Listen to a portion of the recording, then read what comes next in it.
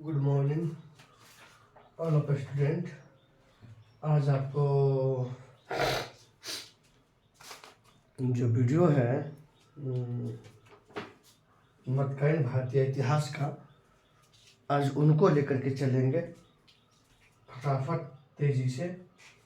और आप लोग सब आदमी नोट बना लीजिए, समझ गए ना? टाइम नहीं है, आराम से अपना पढ़िए। जहाँ घर में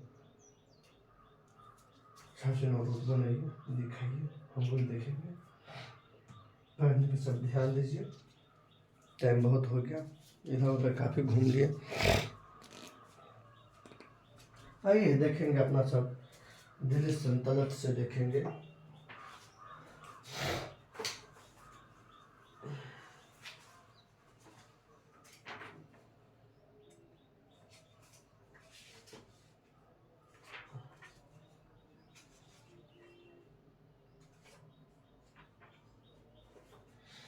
चलिए आइए सबसे पहले अपना सब देखेंगे दिल्ली सल्तनत। दिल्ली सल्तनत सबसे पहले आज अपना सब देखेंगे। क्या देखेंगे? दिल्ली सल्तनत। दिल्ली सल्तनत।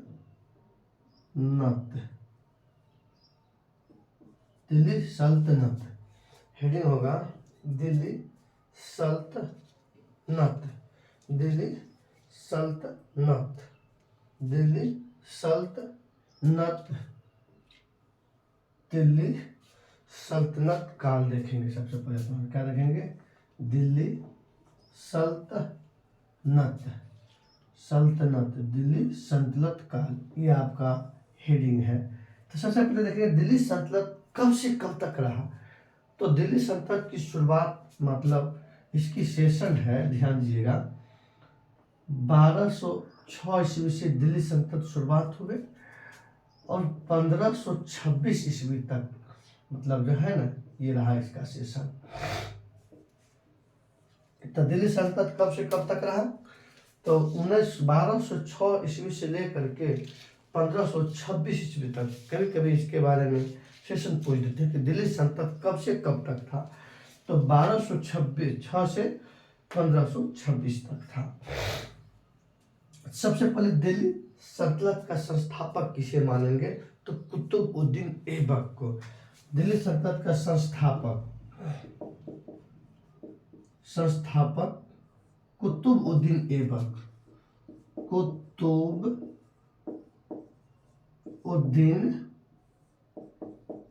ऐबक। तो कुतुबुद्दीन ऐबक को जो है ना, दिल्ली सल्तनत का संस्थापक माना जाता है। आप लोग ऐसी तरह करिएगा कि दिल्ली सल्तनत का काल 1206 ईस्वी में शुरू होता है और 1526 ईस्वी तक चलता है। दिल्ली सल्तनत की स्थापना किया कुतुबुद्दीन ऐबक ने। अब देखते हैं कि कुतुबुद्दीन ऐबक कौन है, ये कहाँ से आया, ये है कौन है। तो आप लोग को पीछे बताए थे त्रैन का प्रथम युद्ध, त्रैन का द्वितीय युद्ध। त्रैन का प्रथम युद्ध, त्रैन का द्वितीय युद्ध बता चुके हैं। वो लड़ा था आप एक ओर से मोहम्मद गौरी, दूसरी ओर से लड़ा था पृथ्वीराज चौहान। तो मोहम्मद गौरी के ये सेनापति हैं। ये मोहम्मद गौरी के किसका? मोहम्मद गौरी के मुख्य सेनापति। जब मोहम्मद गौरी जो है चंदावड़ के युद्ध 1194 ईस्वी में लड़ा, उसके बाद वो भारत से वापस लौट गए गजनी और भारत में जीते हुए प्रदेशों का कार्यभार अपने प्रिय सेनापति कुतुबुद्दीन ऐबक को सौंप करके लौटा। लेकिन एक घटना घटता है बीच में। 15 मार्च 1206 ईस्वी को मोहम्मद गौरी को हत्या कर दिया जाता है। तो मोहम्मद गौरी की हत्या के बाद जब दिल्ली सल्तनत की नींव रखा गया, स्थापना किया गया। जब इसको मोहम्मद गौरी ने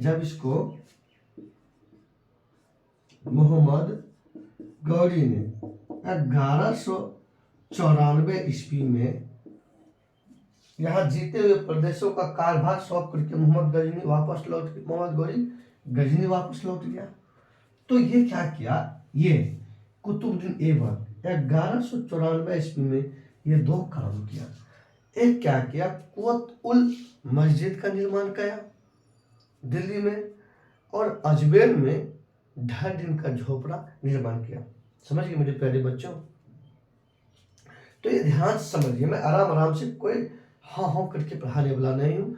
आराम से पढ़िए, मजा से पढ़िए, जो क्वेश्चन पूछ रहे हैं उनकी जवाब भी दीजिए, आराम से पढ़िए। कोई ऐसा आपको नहीं फीलिंग होगा कि हम सर के सामने नहीं पढ़ रहे हैं। हम ऐसा पढ़ाएंगे कि आपको लगेगा कि हम सर के सामने ही बैठ करके पढ़ा रहे हैं। तो ये सबसे बड़ी बात देखते हैं अपना सब। तो कुतुबुद्दीन ऐबक 1194 ईस्वी में दो काम किए।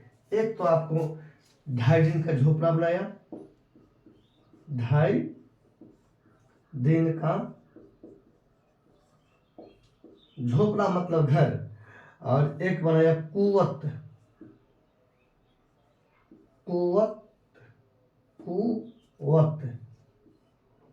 उल मस्जिद। ये आपको ये बनाया मेरे प्यारे बच्चों, ये बनाया आपको अजमेर में, और इसका निर्माण किया दिल्ली में। इसका निर्माण कराया कहाँ, दिल्ली में। तो ये भी क्वेश्चन पूछे जाते हैं, 2.5 दिन का झोपड़ा किसने बनाया, तो कुतुबुद्दीन ऐबक ने। और ये जो निर्माण किया, ये दोनों निर्माण किया 1194 ईस्वी में। 1194 ईस्वी में इसे दोनों का निर्माण किया गया, इसका भी और इसका भी। 2.5 दिन का झोपड़ा अजमेर में, और कुवतुल मस्जिद का निर्माण करवाया दिल्ली में करवाया। अब ये देखिए, तो भारत में कुतुबुद्दीन ऐबक, तो देख लिए ये सेनापति है, ये किसका सेनापति, मोहम्मद गौरी का। अब ये क्या किया, 1206 ईस्वी में दिल्ली सल्तनत की स्थापना किया, और इस पे शासन इसका 1526 ईस्वी तक रहा। अब आइए सबसे बड़ी बात देखते हैं, दिल्ली सल्तनत पर कुल 5 वंशों ने शासन किया। दिल्ली सल्तनत पर कितना वंश ने शासन किया, तो 5 वंशों ने शासन किया।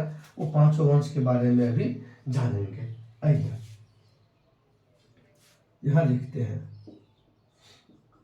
दिल्ली सल्तनत पर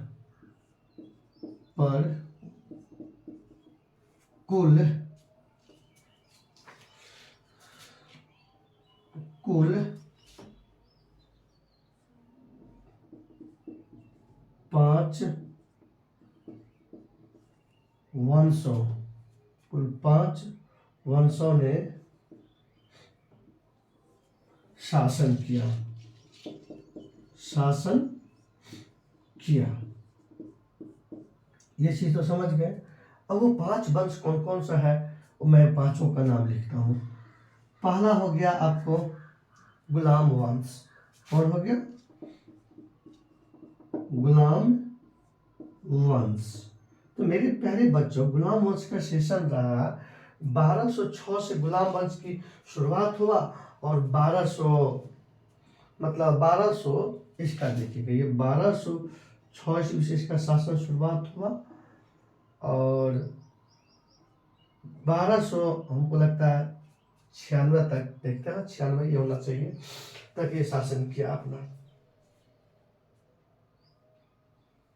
1290 तक शासन रहा। मतलब ध्यान दीजिए आप लोग, दूसरा वंश देखते हैं, खिलजी वंश। ये लीजिएगा 1290 से 1320 ईस्वी तक है। तीसरा देखते हैं अपना सब, क्या हो गया, गुलाम वंश हो गया, खिलजी वंश हो गया। उसके बाद हो गया आपको तुगलक वंश हो गया। कौन सा वंश हो गया, उसके बाद आपको तुगलक वंश हो गया। तुगलक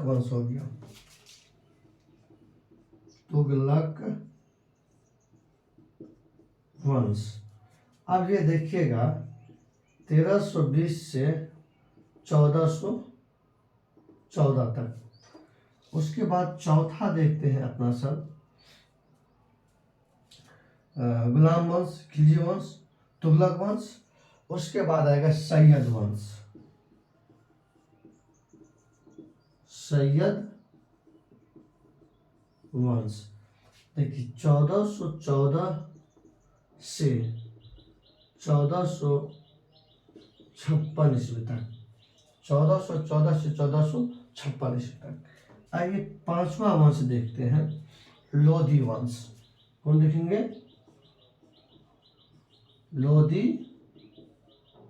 वंश। लोधी वंश हो गया 1456 से 1526 ईस्वी। तो हम क्या बताएं, देखिए यहाँ से, तो 1206 से दिल्ली सल्तनत शुरुआत हुए और 1526 में समाप्त हो गए। तो ये कितने वंश हो गया? 1 2 3 4 5। ये पांचों वंश ने क्रम से दिल्ली सल्तनत पर शासन किया। तो आप लोग इसी तरह से लिखिएगा, समझ गए? इसी तरह से आप लोग भी, तो मैं एक बार समझा देता हूँ, उसके बाद स्क्रीनशॉट लीजिएगा, उसके फिर आगे चलेंगे। तो आइए दिल्ली, सबसे बड़ी बात देखते हैं, दिल्ली सल्तनत का शासन काल 1206 से 1526 ईस्वी तक रहा। इसका काल देख लिए। संस्थापक कुतुबुद्दीन ऐबक। कुतुबुद्दीन ऐबक ये किसका सेनापति था? तो मोहम्मद गौरी का। तो मोहम्मद गौरी ने भारत में जीते हुए प्रदेशों को, इसको 1194 ईस्वी में जीते हुए प्रदेशों का कार्यभार सौंप करके ये वापस लौट गया दिल्ली। तो 1194 ईस्वी में ये दो काम किया। ढाई दिन का झोपड़ा बनवाया, मतलब 2.5 दिन में ही एक घर बना लिया, इसीलिए उसका नाम पड़ गया 2.5 दिन का झोपड़ा। और जो आपको ये कहाँ बनाया था? अजमेर में बनाया था 1194 ईस्वी में। उसके बाद कुत उल मस्जिद का निर्माण करवाया 1194 ईस्वी में, और ये बनाया दिल्ली में। अब देखते हैं दिल्ली सल्तनत पर 5 वंशों ने शासन किया। वो पांचों वंश का क्रम में मैं लिखा हूँ। किसने? पांचों वंश का मैं क्रम में लिखा हूँ, आप लोग इसी तरह से लिख लीजिएगा। तो पहला हो गया गुलाम वंश। 1206 में गुलाम वंश की शुरुआत हुआ और 1290 ईस्वी तक गुलाम वंश का शासन रहा। दूसरा, दिल्ली सल्तनत पर शासन करने वाला खिलजी वंश, जो 1290 से शुरू हुआ और 1320 में समाप्त हो गया। तीसरा हो गया तुगलक वंश, जो 1320 से 1414 तक तुगलक वंश का शासन रहा। उसके बाद चौथा सैयद वंश, जो 1414 से 1456 तक की सैयद वंश रहा। और अंतिम वंश लोधी वंश हो गया 1456 से 1526 ईस्वी तक शासन किया। तो दिल्ली सल्तनत पर शासन करने वाला प्रथम वंश कौन हो गया? गुलाम वंश। दूसरा कौन हो, सबसे अंतिम कौन हो गया? तो हो गया आपकी ये लोधी वंश। इस प्रकार से क्रम में भी कहे तो क्रम में भी सजाइएगा। तो चलिए आप लोग स्क्रीनशॉट लीजिए, उसके बाद आगे चलते हैं।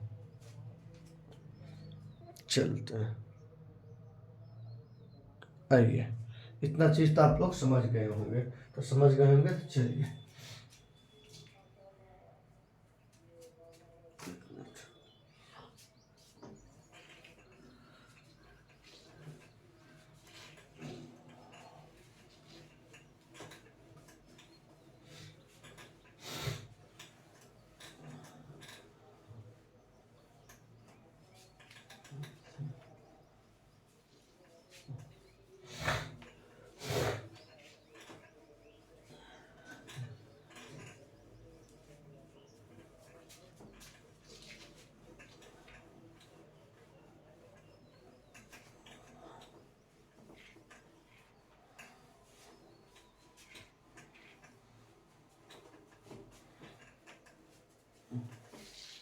चलिए आगे देखते हैं अपना सब।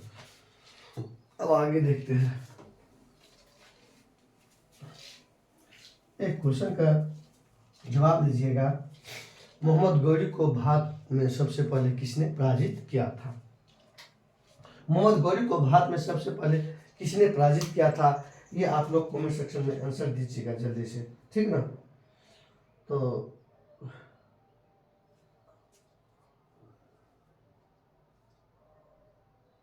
आइए अब देखते हैं। सबसे पहले आप लोग गुलाम वंश देखेंगे। कौन देखेंगे? गुलाम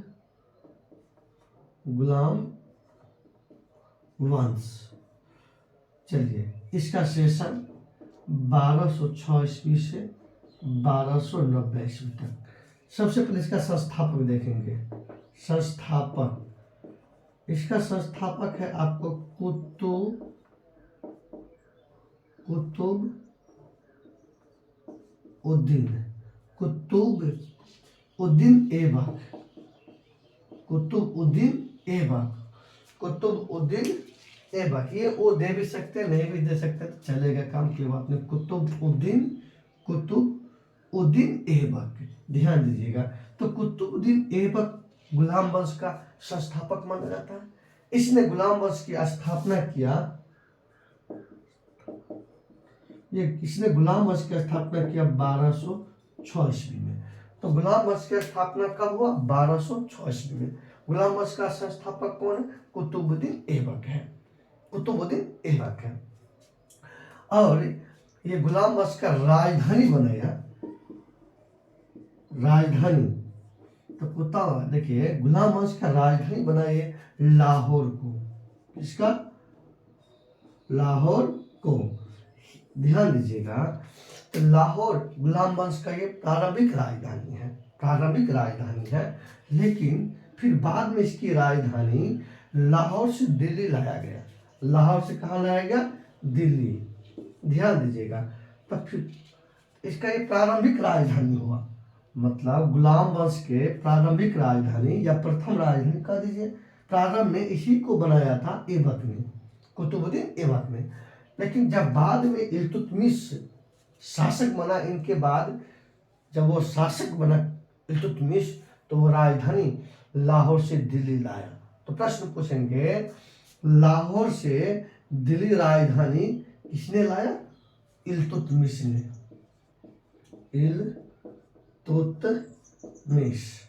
इल्तुतमिश जो है, इसने क्या किया? गुलाम वंश की राजधानी को लाहौर से कहाँ लाया?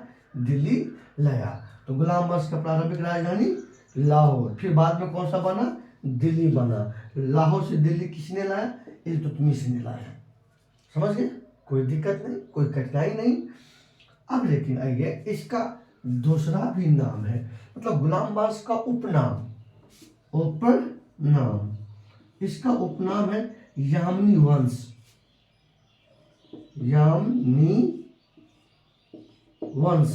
गुलाम वंश का यामिनी वंश के नाम से भी जाना जाता है। समझ गए? गुलाम वंश को यामिनी वंश के नाम से भी जाना जाता है। ये इसका मुख्य और फैक्ट हुआ। समझ गए? ये इसका बेसिक पॉइंट हुआ। आप लोग भी आराम से ऐसी तरह से करते चलिएगा।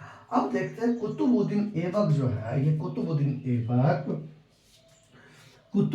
ऐबक देखिएगा, कुतुबउद्दीन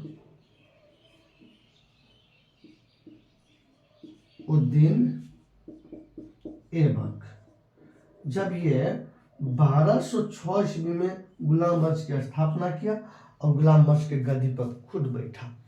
तो ये 1206 ईस्वी में गुलाम वंश की स्थापना करके गुलाम वंश के गद्दी पर ये खुद बैठा और 1210 ईस्वी तक जो है ना शासन किया गुलाम वंश पर। 1210 ईस्वी तक शासन किया कौन? कुतुबउद्दीन ऐबक।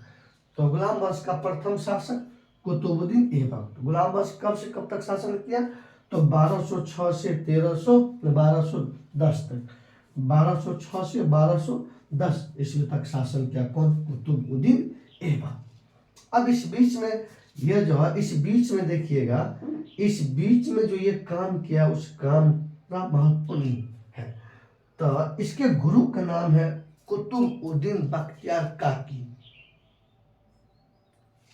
इनके गुरु का नाम है कुतुबउद्दीन बख्तियार काकी, इनके गुरु का नाम है।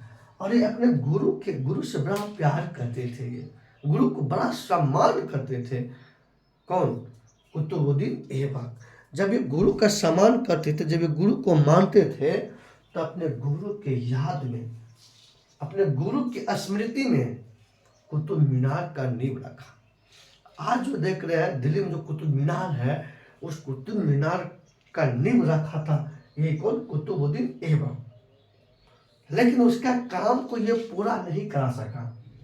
काम पूरा होने से पहले घोड़े से गिरने के कारण इनकी मृत्यु हो गई 1210 ईस्वी में। क्योंकि इसको एक खेल खेलने का आदत था, वो खेल था पोलो, उसी को चौगान खेल भी कहते हैं। चौगान चौगान खेल या पोलो, चौगान खेल या पोलो खेल, ये खेल घोड़ा से खेला जाता है। किससे? घोड़ा पे सवार होकर के, देखिएगा स्टेडियम में घोड़ा पे सवार रहेगा, और बहुत बड़ा थोड़ा सा उसके हाथ में लोहा का डंडा रहेगा, घोड़ा तेजी से घूम रहा है, उस बॉल पे मार रहा है, घूम रहा है, बॉल पे मार रहा है। तो वो खेल ये खेलते थे कुतुबुद्दीन ऐबक, मतलब उस खेल का नाम है कौन? चौगान या पोलो खेल। तो लेकिन घोड़ा पूरा स्पीड में था, संजोग से घोड़ा से पिछल के गिर गया, जैसे पिछल के गिर गया वैसे इसके देहांत हो गया, तो इनकी मृत्यु हो गया 1210 ईस्वी में। तो इसलिए कि ये जो कुतुब मीनार का जो नींव रखा था, काम करवाना शुरू किया था, काम अधूरे रह गया और ये बेचारा मर गए, इसकी देहांत हो गई। अब आइए, तो इसे, ये दिल का इतना खुला व्यक्ति था ना, है ये दिल का इतना खुला व्यक्ति था, लाखों को दान देता था। जब लाखों को दान देता था, इसलिए इसको लाख बख्श के नाम से भी जाना जाता था। इस किस शासक को लाख बख्श के नाम से जाना जाता है? तो कुतुबुद्दीन ऐबक, क्योंकि जीविया हो कुतुबुद्दीन ऐबक लाखों बरिस। तो आइए चलते देखते हैं, इसका सेनापति का नाम है बख्तियार खिलजी।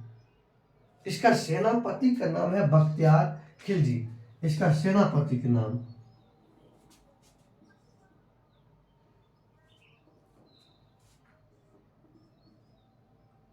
बख्तियार खिलजी। बख्तियार खिलजी इसका सेनापति का नाम, किसका सेनापति का नाम है? तो बख्तियार खिलजी जो है ना, बख्तियार खिलजी इसका सेनापति है। किसका सेनापति नाम है?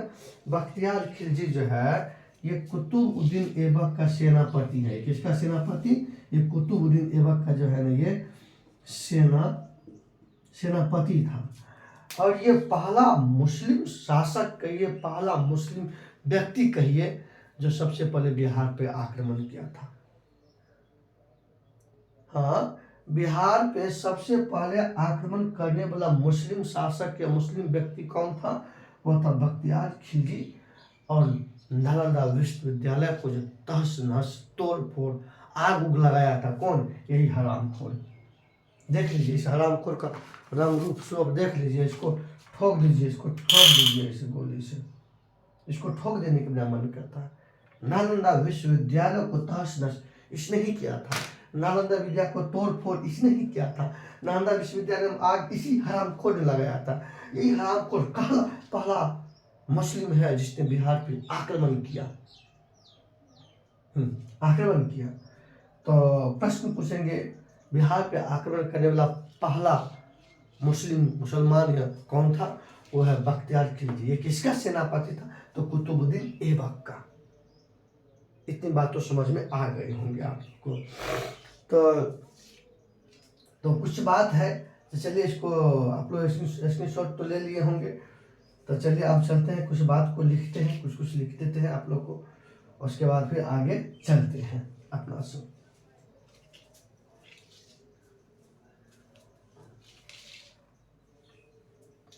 चलिए जल्दी से कीजिए अपना से।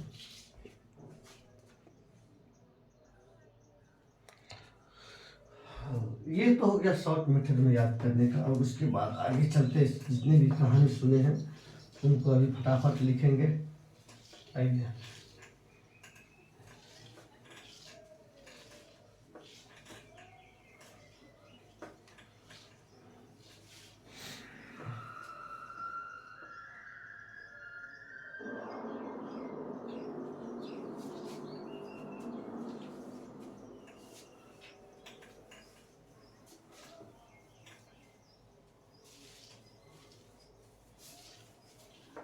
आइए आप अपना सब देखते हैं, लिखते हैं। आइए, इसे यामिनी वंश के नाम से, यामिनी वंश के नाम से भी जाना जाता है। कर गुलाम वंश, इसका इसे यामिनी वंश के नाम से भी जाना जाता है। संस्थापक तो वहां बताइए दिए थे। चलिए आइए कुछ कुछ बात लिखते हैं। कुतुबुद्दीन ऐबक, कुतुबुद्दीन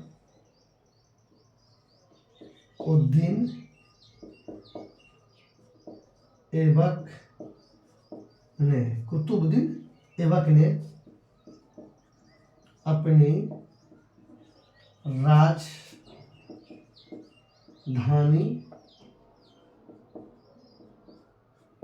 लाहौर को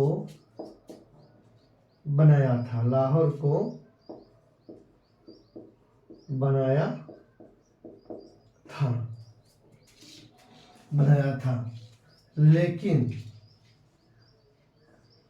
लेकिन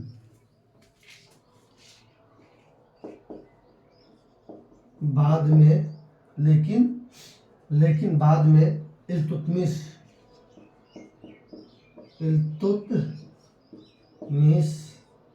ने राजधानी दिल्ली लाया।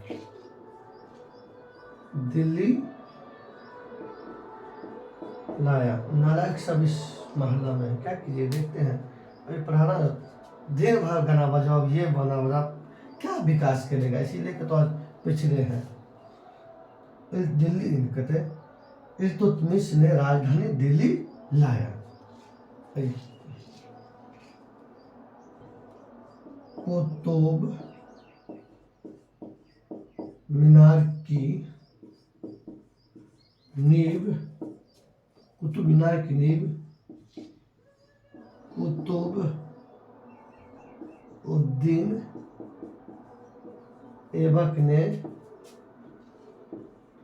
रखा था, लेकिन इसके कार्य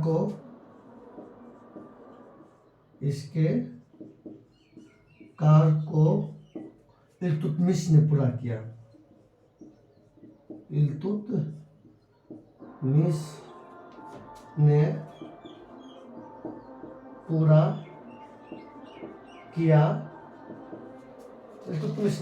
किया था। अब आइए, इल्तुतमिश ने पूरा किया था।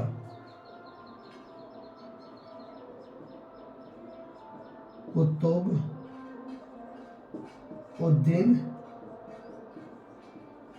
ऐबक को लाख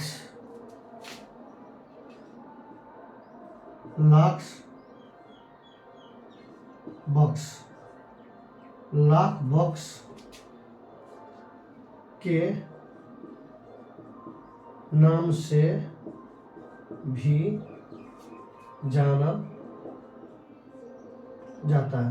लाख बॉक्स का मतलब लाखों को दान देने वाला को लाख बॉक्स कहा जाता है। लिखिएगा, लाखों को दान देने वाला को लाख बॉक्स कहा जाता है। लाख बॉक्स का मतलब लाखों को दान देने वाला को लाख बॉक्स कहा जाता है। आइए देखते हैं, इसके सेनापति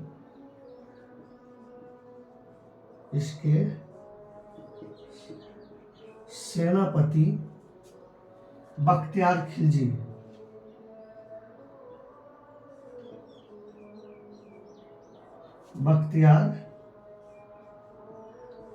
खिलजी ने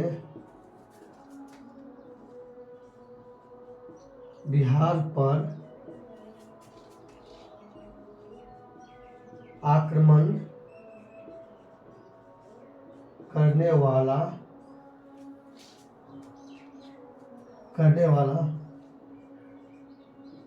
प्रथम मुस्लिम, बिहार पर आक्रमण करने वाला प्रथम मुस्लिम माना जाता है। इसने नालंदा विश्वविद्यालय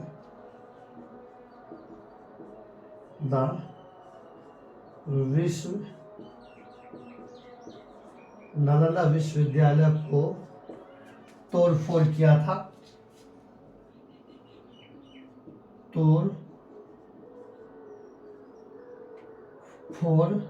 तोड़फोड़ या आग लगाया था। तोड़फोड़ किया था या आग लगाया था।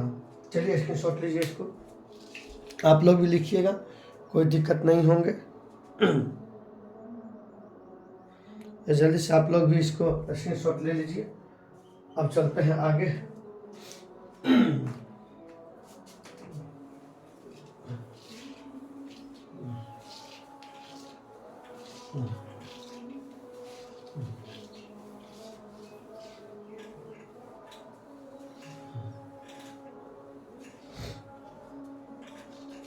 आइए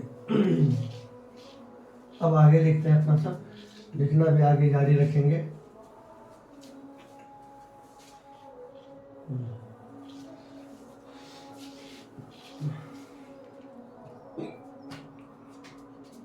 चलिए देखते हैं।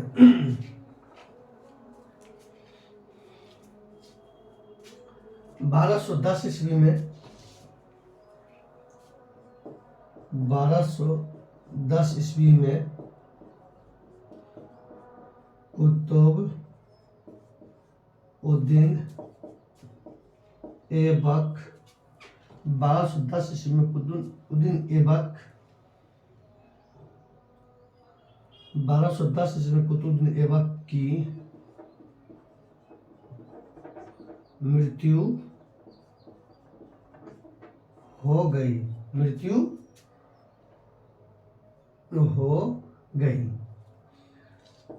इसकी मृत्यु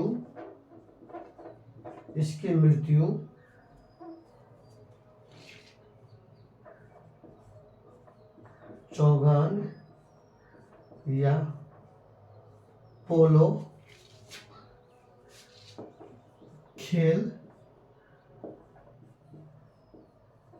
खेलने के दौरान घोड़े से गिरने के कारण हो गया था।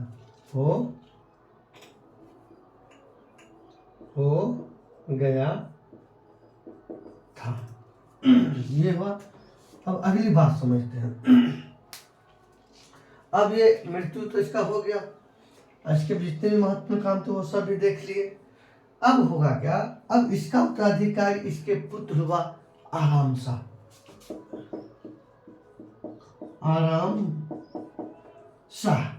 इसके पुत्र का नाम है आराम शाह, नाम भी है इसके पुत्र का नाम है आराम शाह। मतलब किसके पुत्र के? कुतुबउद्दीन ऐबक के पुत्र के नाम है आराम शाह। जैसे कुतुबउद्दीन ऐबक की मृत्यु हो गई घोड़े से गिरने के कारण, वैसे ये शासक बना 1210 ईस्वी में। तो ये 1210 ईस्वी में शासक तो बना, 1210 ईस्वी में शासक तो बना, लेकिन नाम भी आराम और काम भी था आराम प्रिय। जनता को क्या हुआ नहीं हुआ भाड़ में गया, कोई मतलब नहीं। आराम से खाओ पियो अपना मौज करो। मतलब जनता के हितों को ध्यान में नहीं रखा। तब जनता इससे नाखुश हो करके तब इसके बोहनई, मतलब इसके दामाद, इसकी बोहनई इल्तुतमिश को बुलाया गया। किसको? इल्तुतमिश को। तुतमिश, ये जो इल्तुतमिश देख रहे हैं ये आराम शाह का बोहने है, यानी कुतुबउद्दीन ऐबक के क्या है? ये दामाद है। कौन है ये? दामाद है। तब 1200 देखिएगा तब क्या हुआ, 1211 ईस्वी में इल्तुतमिश ने आराम शाह को पद से हटाते हुए और ये खुद गद्दी पर बैठ गए। कौन? इल्तुतमिश। तो ये आराम शाह मात्र 8 माह तक ही शासन किया था। तो क्वेश्चन पूछ सकते हैं, कुतुबुद्दीन ऐबक का उत्तराधिकारी कौन हुआ? तो आराम शाह। ये कितना माह तक शासन किया? तो मात्र 8 महीना तक शासन किया। इसे हटाकर गद्दी पे कौन बैठा? इल्तुतमिश। इल्तुतमिश गद्दी पे कब बैठा? तो 1211 ईस्वी में। 1211 ईस्वी में। अब जो इल्तुतमिश 1211 ईस्वी में इल्तुतमिश गद्दी पर बैठे, गुलाम गद्दी पर, तो ये आपको 1236 ईस्वी तक शासन किया। 36 ईस्वी तक शासन किया। कौन? इल्तुतमिश। इल्तुतमिश जब 1236 ईस्वी में 1211 ईस्वी में दिल्ली के जो है ना गुलाम गद्दी पर बैठे और 1236 ईस्वी तक शासन किया। अब सबसे बड़ी बात देखते हैं कि जिस समय इल्तुतमिश गद्दी पर बैठे जो है, जिस समय इल्तुतमिश गद्दी पर बैठे, उस समय ये जो है ना बदायूं का गवर्नर था। कहाँ का? बदायूं का ये गवर्नर था। तो ये भी लाइन बहुत महत्वपूर्ण है कि इल्तुतमिश गद्दी पर बैठने के समय वह कहाँ का गवर्नर था? तो बदायूं का गवर्नर था। और इल्तुतमिश जो है कहते इलवरी तुर्क जाति था। ये इलवरी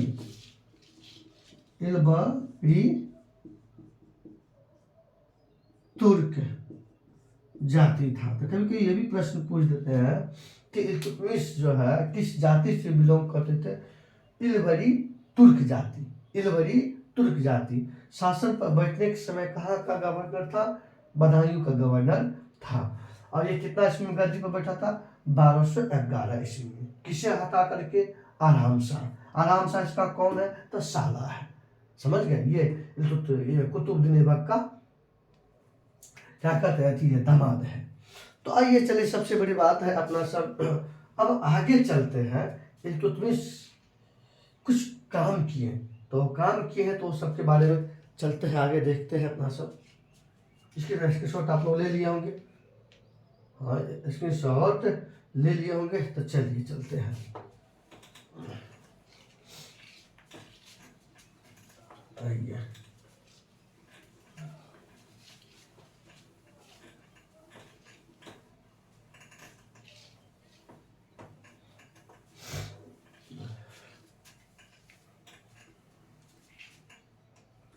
आइए, अपना सब देखते हैं। इल्तुतमिश के बारे में जानकारी देंगे।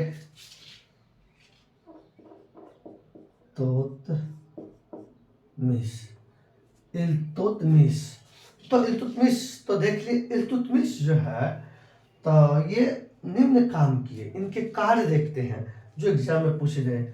इल्तुतमिश का जो है ना, इसका कार्य देखते हैं, कार्य क्या क्या किए।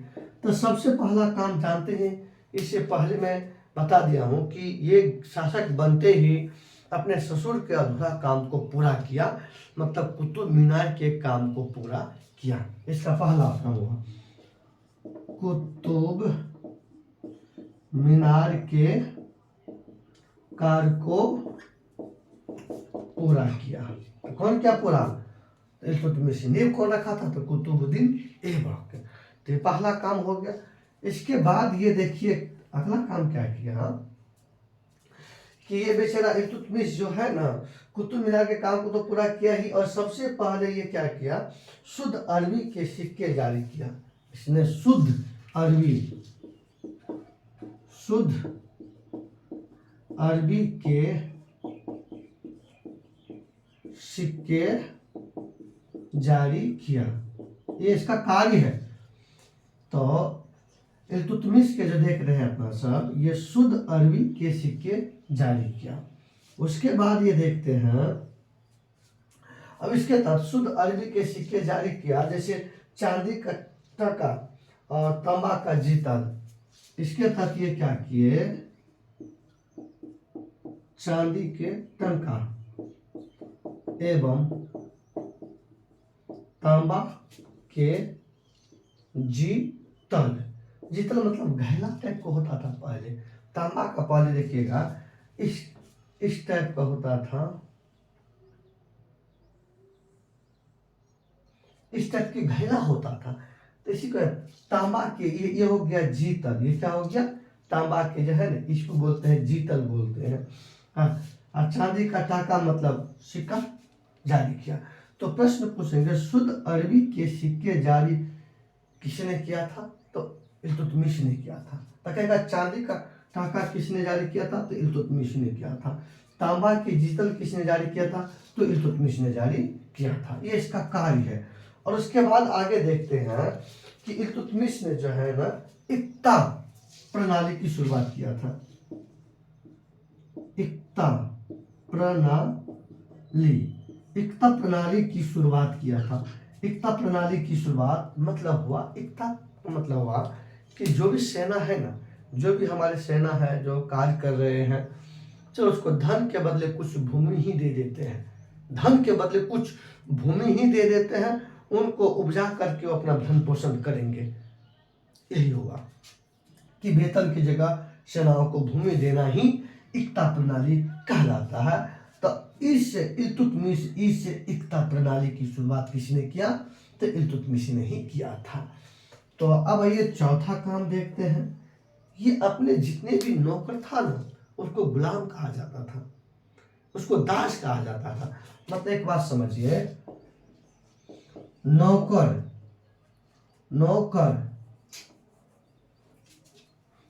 एक मिनट समझिए, नौकर या गुलाम, दास, ये सब का एक ही मीनिंग होता है, एक ही मीनिंग होता है। तब इसके पास में जितने भी गुलाम था, नया नौकर था या दास था, उन सबको 40-40 के ग्रुप में बांटा, 40-40 के झुंड बनाया नौकरों का, 40-40, जिसको 40 गुलाम का दल कहा गया। तो आइए 40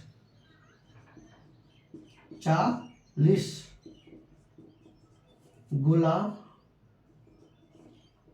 का दल बनाया। तो 40 गुलामों का दल बनाया किसने, इल्तुतमिश ने। मतलब ये पहला शासक है, अपने नौकरों को जो है ना, अपने नौकरों को, अपने सरदारों को जो है ना 40 के ग्रुपों में बांटने का काम किया, जिसको कहा गया तुर्क ए चेहालगानी। इसको जो है ना, इसी 40 गुलाम का दल कहा गया, इसी को कहते हैं तुर्क ए चेहालगानी। तुर्क ए अरबी में कहा गया तुर्की में कहा गया तुर्क ए चेहलगानी। इसी को 40 गुलाम दल को कहा जाता है।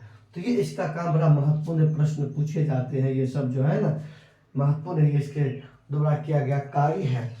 अब लेकिन क्या होता है कि 1236 ईस्वी में इसकी मृत्यु हो जाती है। किसका, इसी का मृत्यु हो जाती है। तो देखिएगा इल्तुतमिश का जो है ना 1236 ईस्वी में इनकी मृत्यु हो जाती है, मृत्यु हो जाती है।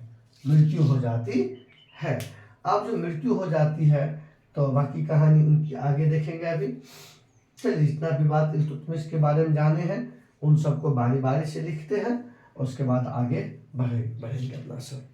आइए बड़े इसका बारी बारी से लिख लेते हैं। यही सब ये सब प्रश्न पूछे जाते हैं, बनते हैं, इसीलिए करके जो है ना लिखते चलिए आप लोग भी।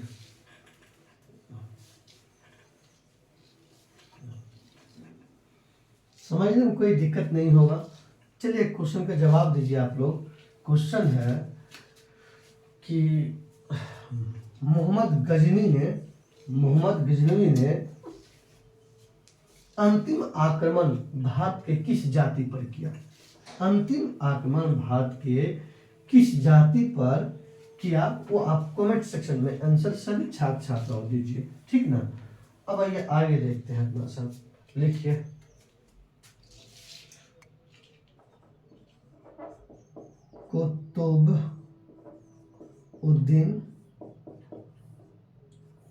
कुतुबुद्दीन ऐबक का उत्तराधिकारी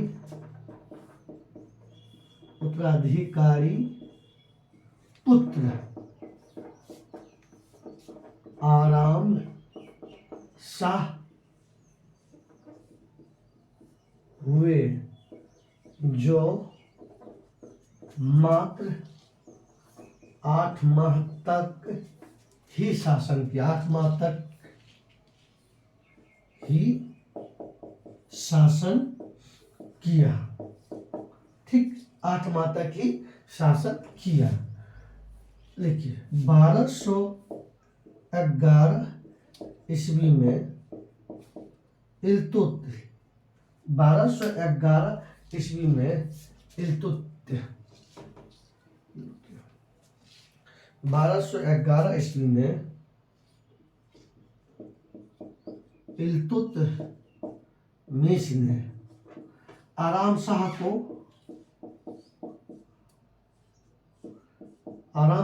को गद्दी से हटाकर स्वयं मुगल वंश का शासक, स्वयं गुलाम वंश का शासक बन गया। गुलाम वंश का शासक बन गया, स्वयं गुलाम वंश का शासक बन गया, ठीक। अब देखते हैं इल्तुतमिश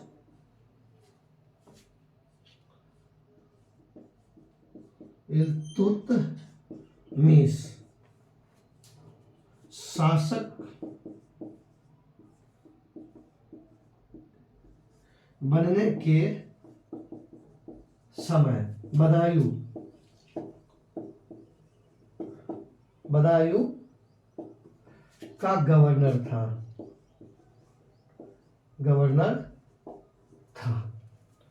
लिखते चलिएगा आप लोग। आइए, इल्तुतमिश जो है ना, ये इलोरी तुर्क जाति था।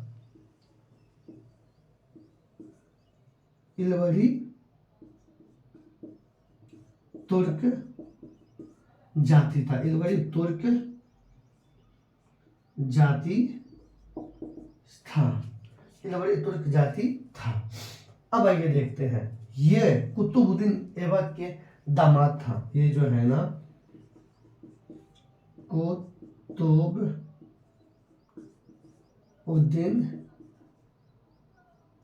कुतुबुद्दीन ऐबक का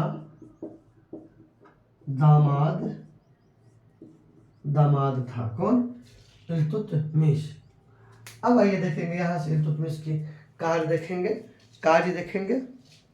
सबसे पहले आप लोग इसका स्क्रीनशॉट लीजिए, तब फिर आगे चलते हैं। आइए, इसको लिख करके फिर अब इसके बारे में नीचा से लिखते हैं।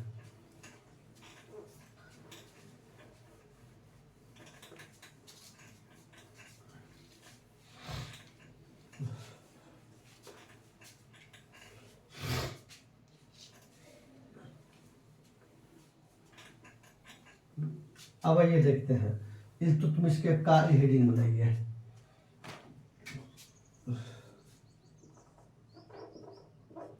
इल्तुतमिश के कार्य, पहला पॉइंट, कुतुब मीनार के कार्य को पूरा कराया।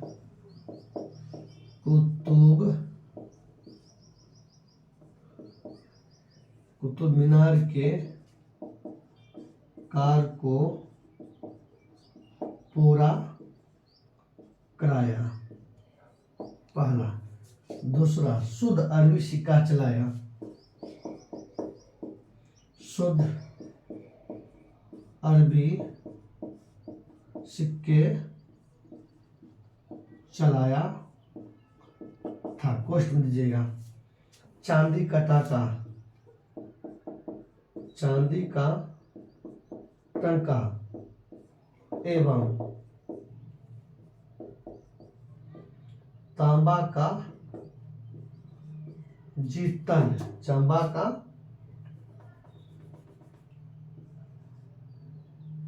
जीतल बनाया था। आइए अगला चलते हैं अपना सब, अगला चलते हैं अपना सब क्या कि 40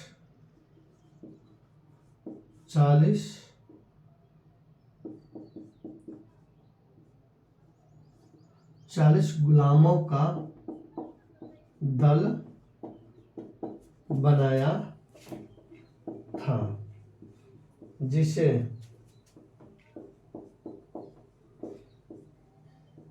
तुर्क ए चहलगानी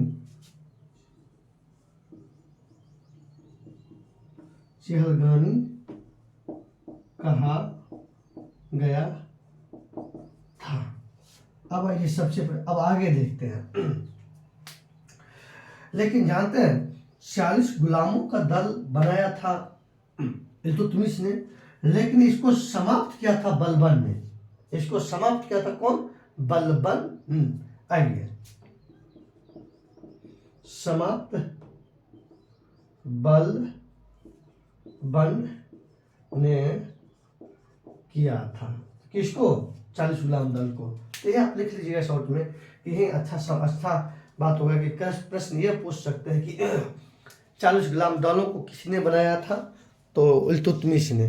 तो 40 गुलाम दलों को इल्तुतमिश ने तो बनाया, लेकिन इसको समाप्त किसने किया था? तो इसको समाप्त किया था बलबन ने। किसने समाप्त किया था? तो इसको समाप्त किया था बलबन ने।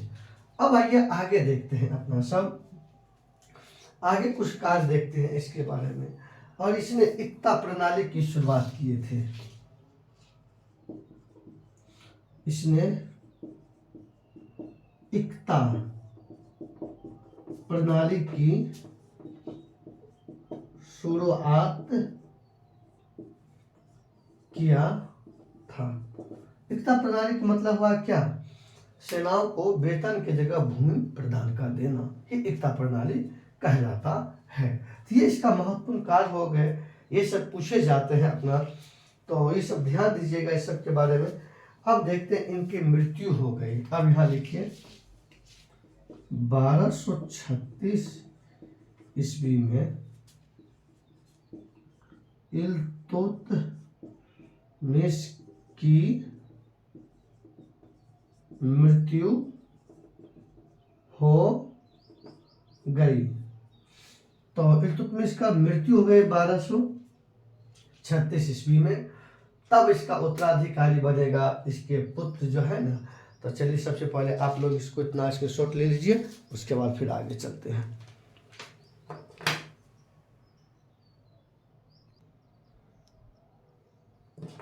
ये देखते हैं अपना सब, इसका स्क्रीनशॉट ले लीजिए, उसके बाद आप आगे चलते हैं अपना सब, आगे की कहानी देखते हैं।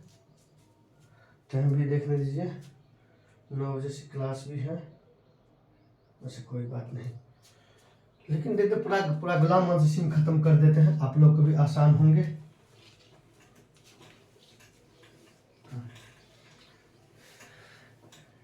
ये जैस्मिन जुल्फे हाल क्या है मेरा दिल को न पूछो,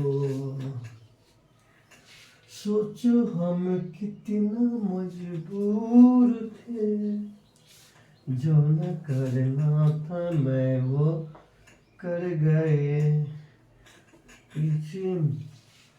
आइए देखते हैं मेरे प्यारे छात्र छात्राओं, आगे की कहानी देखते हैं अपना सब। तो आगे कहानी ये है, ऐसी इस प्रकार है कि इल्तुतमिश के जब मृत्यु हो गए तब क्या हुआ कि इल्तुतमिश की पत्नी जो है शाह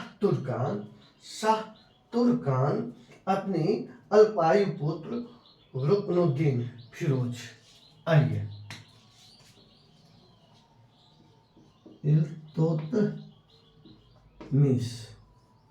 आइए इल्तुतमिश, मार्कर चेंज हो गया भाई। आइए इल्तुतमिश देखते हैं।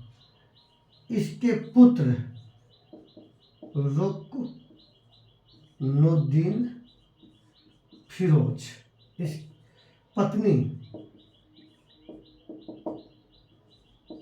शाह तुर्कान। ये शाह तुर्कान इल्तुतमिश की पत्नी है। और रुकनुद्दीन देखते हैं, रुकनुद्दीन, सॉरी थोड़ा सी गलती लिखा हुआ रुकनुद्दीन, तो रुकनुद्दीन को सही करना पड़ेगा।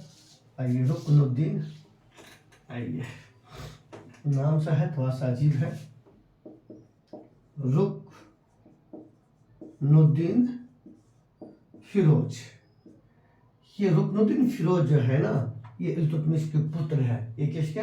इसके पुत्र है। थोड़ा सा व्यक्तिगत परिचय। और इनके बेटी के नाम रजिया सुल्तान भी देख लीजिए। बेटी रजिया सुल्तान समझ लीजिए। थोड़ा सा यह रिश्ता फरिया लीजिए। तो आइए एक पुत्र और है इसको, बहराम शाह। इसके एक पुत्र और है। किसका? इसका जो एक पुत्र और है, उस पुत्र का नाम है बहराम शाह, लिख लीजिएगा। अच्छा कोई बात नहीं, हम लिख देते हैं, बहुत पे चिंता मत कीजिए आप लोग।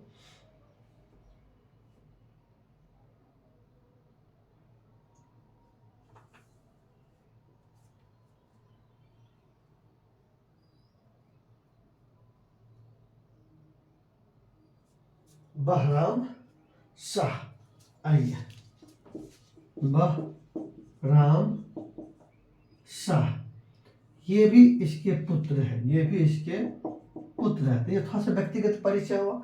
इसके ससुर तो पता ही है, कुतुबुद्दीन ऐबक। इसका साला आराम शाह हो गया। तो देखिए, तो पुत्र, बड़े पुत्र हो गया रुकनुद्दीन फिरोज, पत्नी हो गया शाह तुर्कान, बेटी हो गया रजिया सुल्तान, और छोटा पुत्र हो गया बहराम शाह। तो इस सब को, ये सब कहीं न कहीं अपना इतिहास से जुड़ा है। इसलिए कि इसके जी मतलब पति पत्नी, बेटा बेटी, ससुर साला सबको देख रहे हैं। तो देखिए, इसको उतना फुर्सत किसी के साला, किसी के पत्नी को नाम याद रखने का। चल, तो आइए, तो इतना भी बात तो समझ गए। अब इसी पे कहानी को हम ले दे के समाप्त कर देते हैं। तो क्या हुआ, जब ये इल्तुतमिश की मृत्यु हो गए 1236 ईस्वी में, तो इसका उत्तराधिकारी ये रुकनुद्दीन फिरोज हुआ। पर ये छोटा उम्र का था। ये छोटा मतलब अल्प आयु था, 4-5 साल की बच्चा था।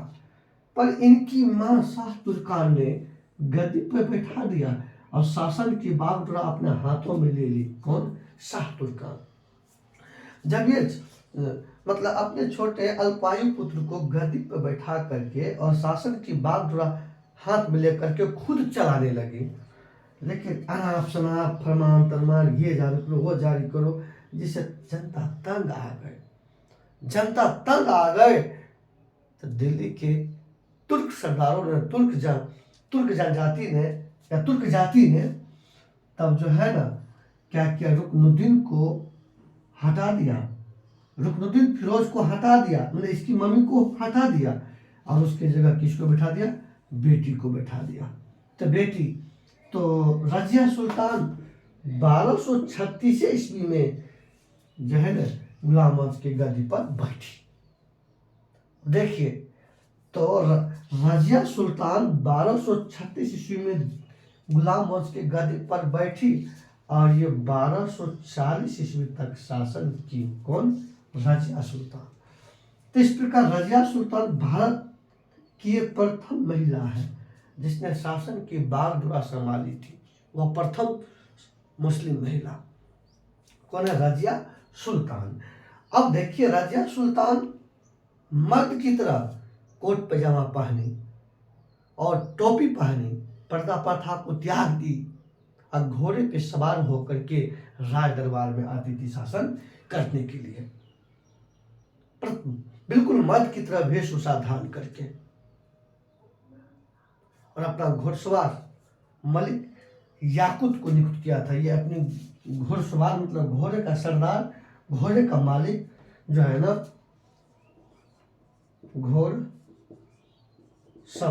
घुड़सवार ये अपना घुड़सवार मलिक या याकूत मलिक याकूत को बनाया था। किसको? मलिक याकूत को। किसको बना? कभी ये प्रश्न पूछ देते हैं, मलिक याकूत। तो रजा सुल्तान घुड़सवार किसको बनाया था? तो ये बनाया था आपको जो है ना, मलिक याकूत को। लेकिन एक तो वो कहानी आप लोग सुने होंगे, अगर किसी इंसान को अगर विनाश होना है ना, तो उसको प्रेम होना चाहिए। कल के साहब, प्रेम बार बार नहीं होता है और हर बार वफादार भी नहीं होता है।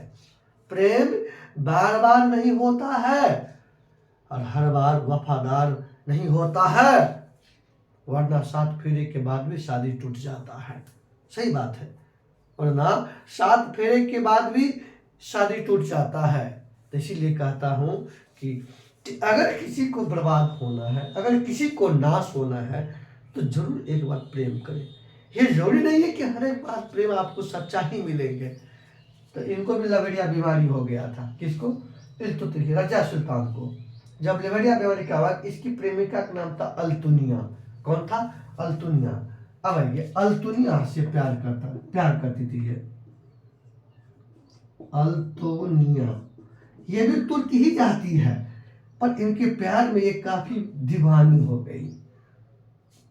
हो गई, जिससे दिल्ली के जनता को बुरा लगा और दिल्ली को जनता ये इसकी प्रेम को नहीं स्वीकारा और इनके इस प्रेम के चक्कर में दिल्ली के शासन करना ही भूल गई। तो दिल्ली की जनता को बुरा लगा और दिल्ली की जनता ने जिस उम्मीद से इसको बैठाई थी गद्दी पर 1236 ईस्वी में, वही जनता ने कलर पकड़ के गद्दी से हटा भी दी 40 में और इसके छोटे भाई बहराम को गद्दी पर बैठा दिया। अब देखते हैं यहाँ पे कहानी और शुरू होंगे अपना सब कि इसको तो इंडिया का देता है इसकी, उसके बाद तब लिखेंगे अपना सब। अब बहराम शाह गद्दी पर बैठ गया, लेकिन बहराम शाह को ही गद्दी से हटा दिया एक व्यक्ति। तो चलिए पर इतना लिखते हैं इसके बारे में, उसके बाद आगे चलते हैं। चलिए, इतना चीज इसकी माए बेटा का सबका कहानी तो उलझा हुआ समझ लिए। अब इस उलझा हुआ को सुलझा के लिख लेते हैं अपना सब। वीडियो बड़ा हो कोई चिंता की बात नहीं है, क्लास की है तो वीडियो तो बड़ा होगा ही ना। तो आपको भी समझिए, हम क्लास में पढ़ रहे हैं, समझा रहे हैं और लिखा भी रहे हैं, तो होना तय है। आइए अपना सब यहाँ लिखते हैं। देखिए,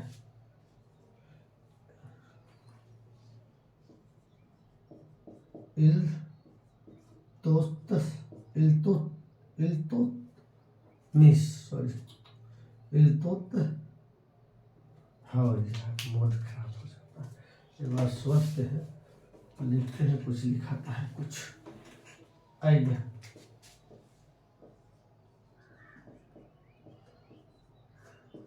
इल्तुतमिश के उत्तराधिकारी पुत्र रुकनुद्दीन,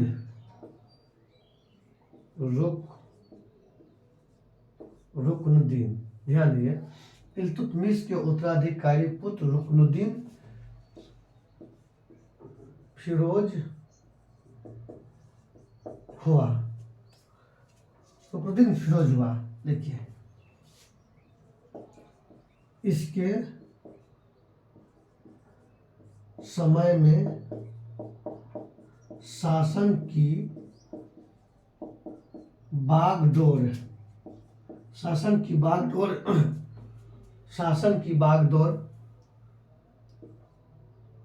उसकी माँ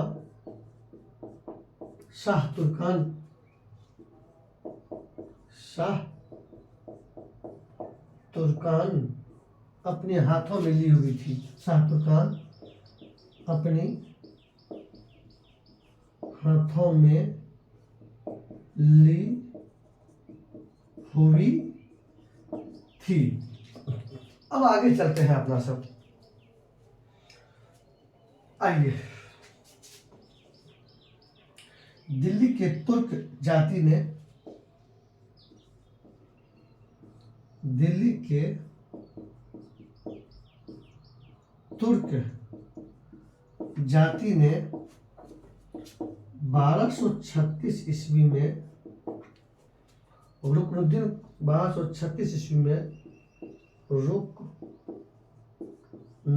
को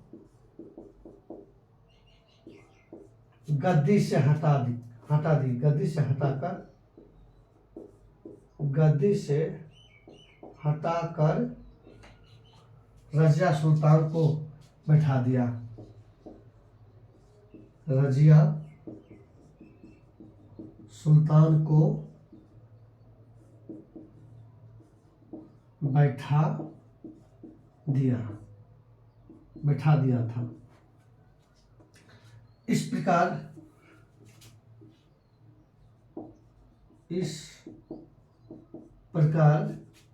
रजिया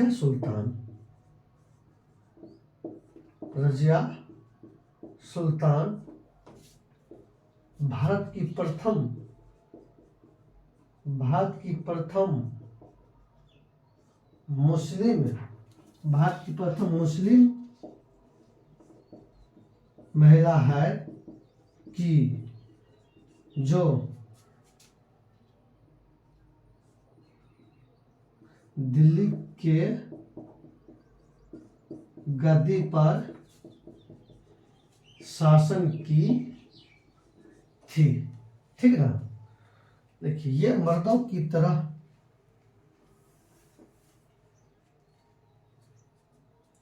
देखिए, रजिया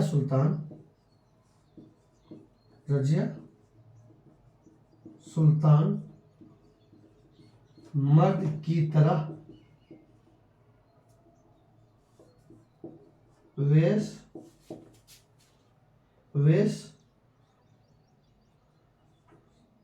वेशभूषा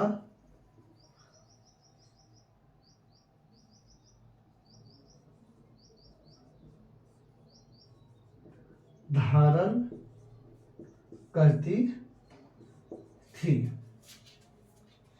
देखिए, इसने मलिक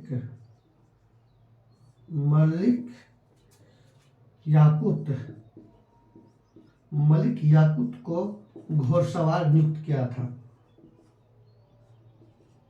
घोड़सवार नियुक्त किया था। अब आगे चलते हैं अपना सब। नियुक्त किया था। उसके बाद देखिए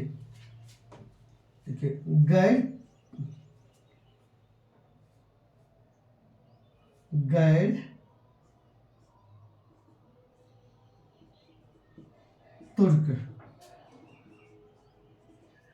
अल्तुनिया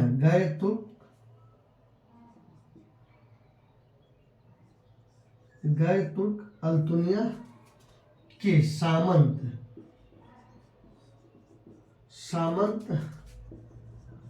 बनने के कारण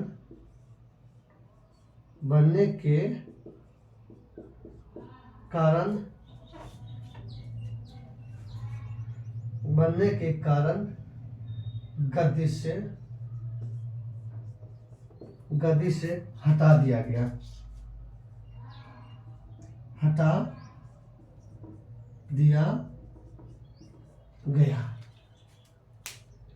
चलिए, इतना स्क्रीनशॉट लीजिए आप लोग। स्क्रीनशॉट ले लिए होंगे, तो चलिए अब आगे चलते हैं। स्क्रीनशॉट सब आदमी ले लिए होंगे, तो आगे चलते हैं। गुलाम फिनिश करेंगे, नहीं होगा तो अगले वीडियो में फिनिश करेंगे। लंबा है।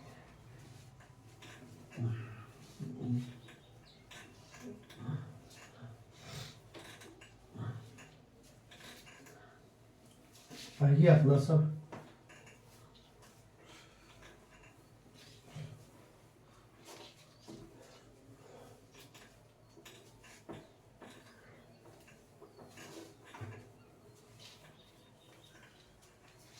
अब अगली कहानी अगले वीडियो में देखेंगे। एक वीडियो और गुलाम मंसूर बनेंगे, खत्म हो जाएंगे।